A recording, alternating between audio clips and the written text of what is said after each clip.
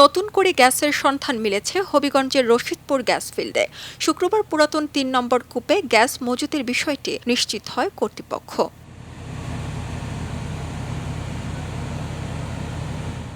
Sylhet gas field লিমিটেডের আওতাধীন Rashidpur gas ফিল্ডের এই ৩ নম্বর কূপের গ্যাস মজুত প্রায় শেষ হয়ে আসছিল।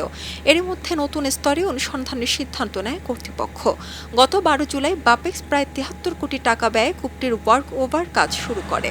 দীর্ঘ ২ মাসের চেষ্টার পর মিলল নতুন গ্যাসের সন্ধান। ৮ থেকে ১০ মিলিয়ন ঘনফুট হারে গ্যাস এই কূপ থেকে প্রোডাকশন হতে পারে। তো এটা আগামী ৭ থেকে ১০ দিনের মধ্যে আমাদের প্রোডাকশন টেস্ট হবে। প্রোডাকশন টেস্টের পরে এটা নিশ্চিত হওয়া যাবে। আমাদের প্রোডাকশন টেস্টিংয়ের পরেই প্রকৃত তথ্য জানা যাবে।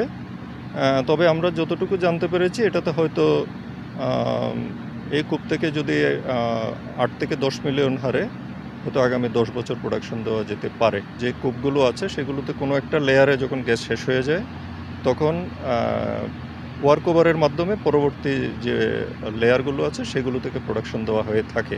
আমাদের যে কূপগুলো এখন আছে সেগুলোর উৎপাদন ভবিষ্যতে শেষ হয়ে গেলে ওয়ার্ক ওভারের মাধ্যমেই আবার পুনরায় উৎপাদনে নিয়ে আসা হবে এই কূপের মতোই। ড্রিলড স্ট্রিম টেস্ট শেষ হয়েছে, এখন প্রোডাকশন টেস্টের প্রস্তুতি চলছে। আশা করা হচ্ছে আগামী ৭ থেকে ১০ দিনের মধ্যে কূপ থেকে দৈনিক ৮ মিলিয়ন ঘনফুট করে গ্যাস জাতীয় গ্রিডে সরবরাহ করা হবে।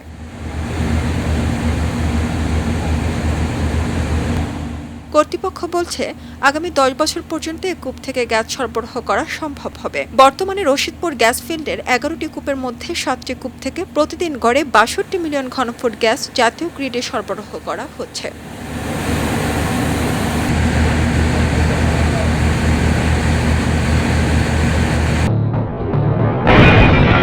সবাই যখন জোয়ারে গা ভাসায়, কেউ কেউ শির দাঁড়া সোজা করে ঘুরে দাঁড়ায়।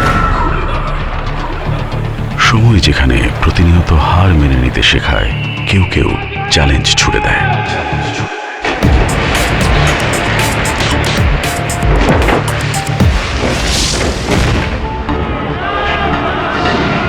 পক্ষপাতের ভিড়ে আজ থেকে কোনো পক্ষ নয়, খবর হবে নিরপেক্ষ।